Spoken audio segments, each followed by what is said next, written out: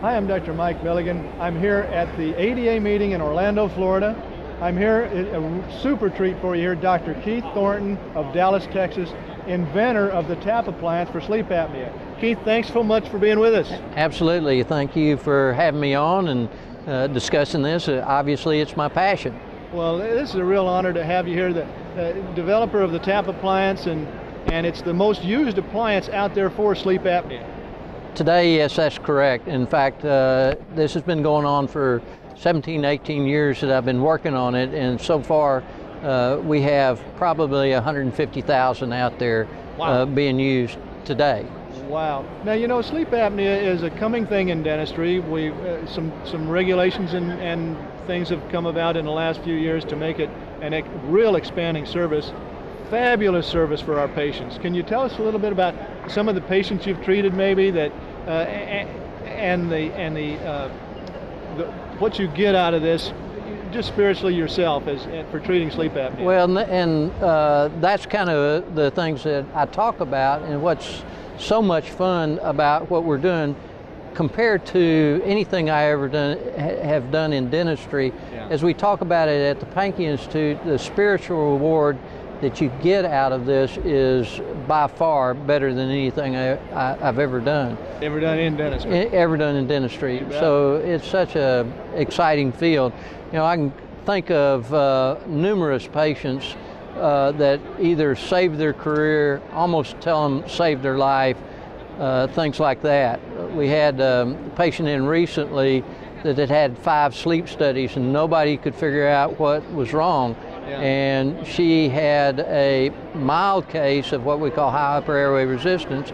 2 days, she was totally cured of it and was feeling a lot better, and was on 10 different medications, including heart medication. So wow.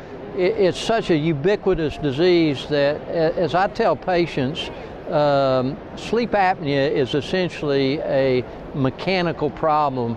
And as dentists, we are probably the best mechanics of the head and neck of any place. Right. So essentially what I tell people, it's like doing CPR on somebody every night, and it keeps their airway open. And with doing that, we can manage most people with sleep apnea much better than blowing air up your nose at 85 miles an hour with right. CPAP, right. which I say. Right. So it's a fun thing, and it really is wonderful for our own patients that are in our practice. So tell us a little bit about the TAP appliance and you know, the development of that, and it's the most used appliance out there. Right.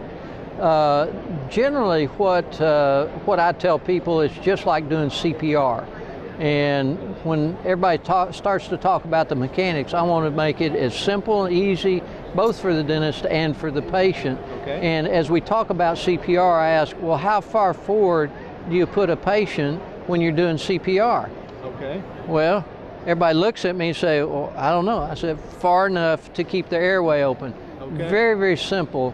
We know that the airway can be managed the further forward you put the jaw, because it manages the epiglottis and opens the airway up.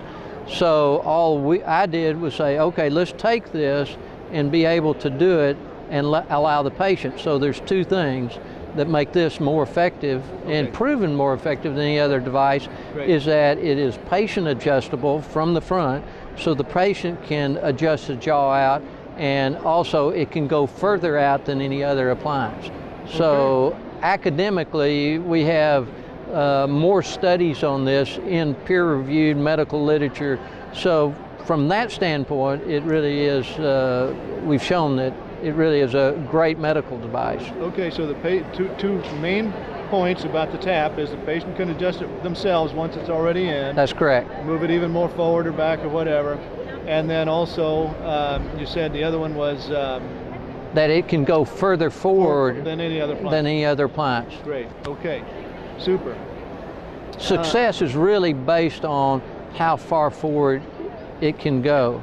We don't know what that sweet spot is, and so we've got to keep measuring that. And the patient gets older, gets more obese, drinks a couple of drinks at night, so they actually can manage their own airway, and they learn how to manage their own airway. Fantastic. So now, what else would you like to tell us about the TAP appliance before we close here? I think the easiest thing is that it is incredibly simple for anybody to do. Oh, absolutely. Very productive, very easy. Patients are very appreciative, so it's just simple. A fabulous procedure for the patients. It really is. People will appreciate you more for this than anything else You that bet. they do. You bet. And so, how do we get a hold of you?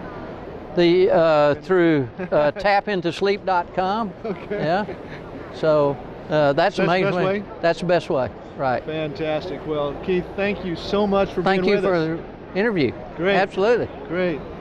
Essentially, the device is a device that will protrude the mandible forward like we do in CPR.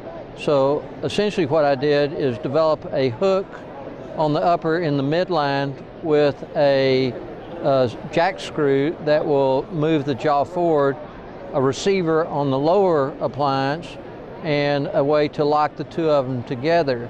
So essentially what the patient does is we put it at a certain protrusion forward and start out at that point, and then the patient can use a key that goes into the central slot and are able to titrate the appliance out. So, and when I have a patient in the chair and the wife is there, I ask them what this is, and they say, well, it looks like a hex key, and I say, no, it's really a volume control knob, so that if your husband is still snoring, you can turn it in and turn it to the right, and you can turn him off with that. So that's really all it does. Is the patient is absolutely in control all the time, is able to move that jaw very incrementally forward, so it minimizes the discomfort and allows them to get used to it much easier than anything else.